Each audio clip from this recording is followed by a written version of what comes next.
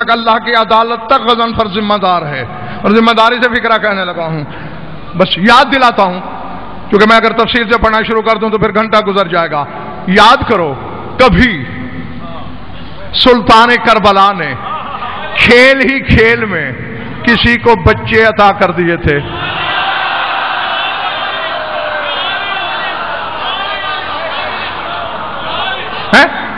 اب پتہ نہیں ارباب منبر یہ واقعہ کہاں سے پڑھتے ہیں، میں جہاں سے پڑھ رہا ہوں سنی سنائی پڑھنے کی غضنفر کو عادت نہیں، خود جو آنکھوں سے دیکھتا ہوں وہی پڑھتا ہوں. علامہ عین العارفین حسینی نے مناقب السادۃ الکرام میں جو جملے لکھے ہیں، نانا کے دربار میں گئے حسین، نانا جان یہ سوالی روتا ہوا کیوں گیا ہے آپ کی بزم سے؟ حسین تم کیوں سفارشی ہو؟ کہا سفارشی نہیں وکیل ہوں.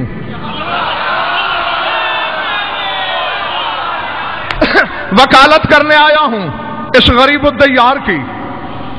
یا تو یہ عدالت اپنی روایت میں ثابت کرے کہ کبھی کوئی اس بارگاہ سے خالی لوٹا ہو. میرا موکل کیوں؟ حسین تم بہتر جانتے ہو اس کی تقدیر میں نہیں. مسکرا کے کہا تقدیر میں ہوتا تو بال بک میں بیٹھے بٹھائے نہ لے لیتا. آپ کی بارگاہ میں آیا اسی لیے. حسین میں کیا کروں جب لوح محفوظ پہ نہیں، کیسے دوں؟ کہا پھر میں نے دے دیا.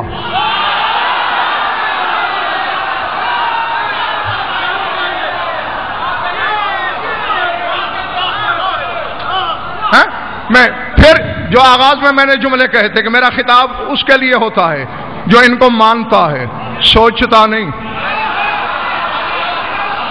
کیونکہ ہماری عقل مدرکات پر محیط ہو سکتی ہے اور یہ لوگ ادراک سے پہلے کے ہیں.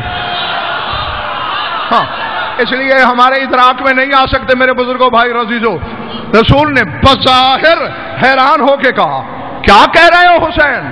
میں نے 2 دے دیے. حسین لوح کو تو پڑھ لے، 3 دے دیے. حسین مقدر میں نہیں، 4 دے دیے. حسین تو یہ ہو کیا گیا ہے؟ 5 دے دیے. حسین وہی سے تو مشورہ کر لے، 6 دے دیے. حسین اللہ سے تو پوچھ، 7 دے دیے.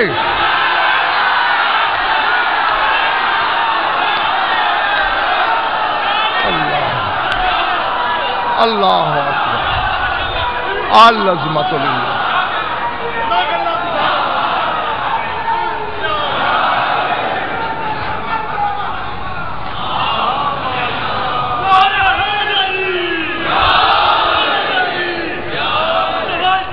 دنیا کے کیا حسین کا ہے، خدا پاک کے سب ہے، خدا حسین کا ہے.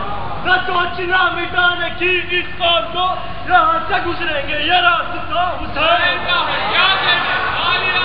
تھک گئے تو چھوڑ دوں.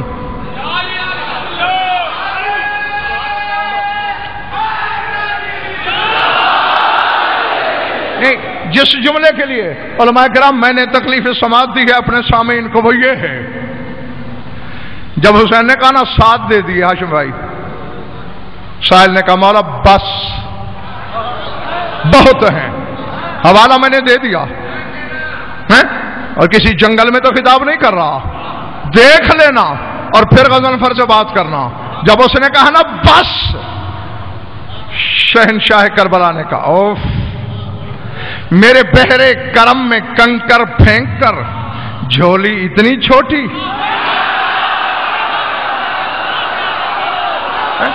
نہیں نہیں نہیں نہیں نہیں، حیدرآباد والوں جو جملہ میں کہنے چلا ہوں اسے لکھنا لوح دل پر. میرے مولا نے کہا کاش تو کم ظرفی نہ کرتا اور چپ رہتا تو میدان قیامت میں اولاد آدم ایک طرف آتی.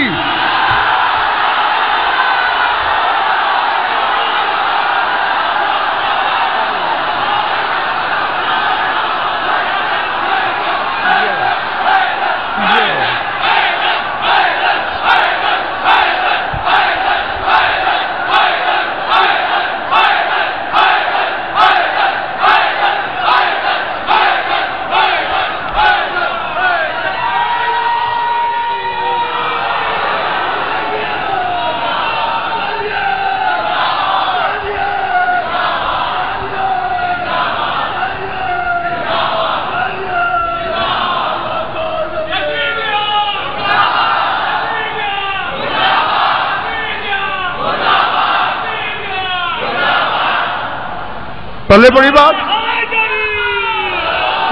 نہیں. کیا فرمایا میرے شہنشاہ نے؟ اگر تم چپ رہتے تو میدان قیامت میں اولاد آدم ایک طرف ہوتی اور میرے بخشے ہوئے بیٹے. نہیں علی والا ان پڑھ ہو سکتا ہے، جاہل نہیں ہو سکتا. ہاں تو میرا خطاب جوہلا سے نہیں ہے، علی والوں سے ہے. حسین کا یہ کہنا کہ اولاد آدم الگ آتی، میرے بخشے ہوئے بچے علیحدہ آتے، یہ جملہ دلیل ہے کہ جو بیٹے حسین نے اسے دیے وہ اولاد آدم میں شامل نہیں تھے.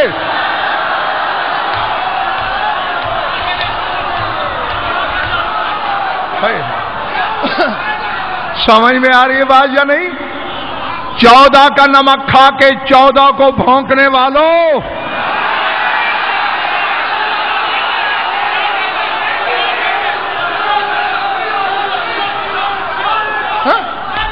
جن کی عطا اولاد آدم کے زمرے میں نہیں، وہ خود تیرے زمرے میں کیسے شامل ہو سکتے ہیں؟ پلے پڑ رہی ہے میری بات؟ سر سے تو نہیں گزر گئی نا؟ تیرا میرا ابا آدم پرسوں ہوا ہے،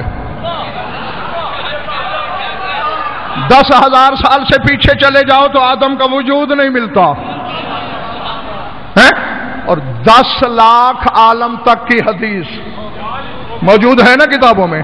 10 لاکھ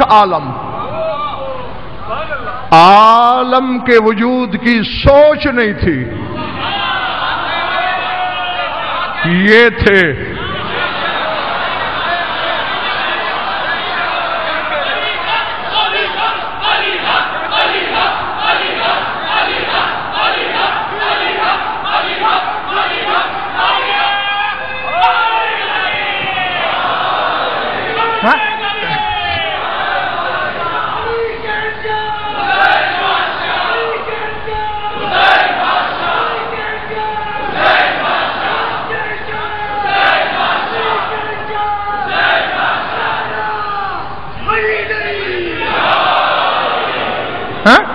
کیونکہ تم نے جو پیمانے ظاہر بینوں سے سنے ہیں انہیں سے پرکھتے ہو، جو میزان دنیا نے قائم کیے ہیں انہی میں تولتے ہو.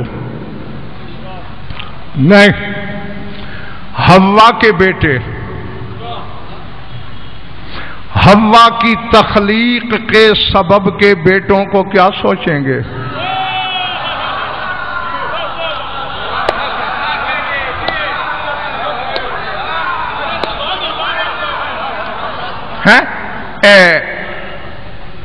علماء کرام گواہی دیں گے اور آپ بھی اکثریت جانتی ہے، حوا سے بھی بڑا مقام ہے مریم کا، ہے نا؟ میرے خیال ہے تھک گئے ہو تم.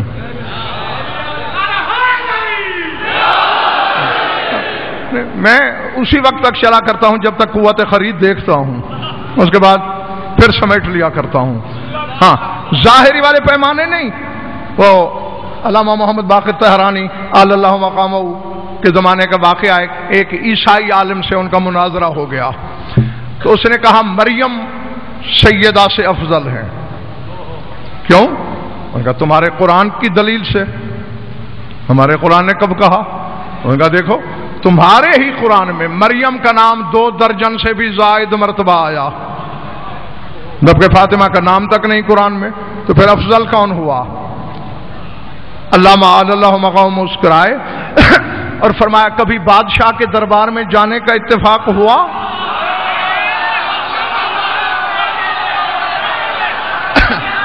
ہاں کئی مرتبہ. تو کہا جاہل تم نے دیکھا نہیں، بادشاہ بھرے دربار میں نوکرانیوں کا نام لیتے ہیں، حرموں کا نام نہیں لیتے.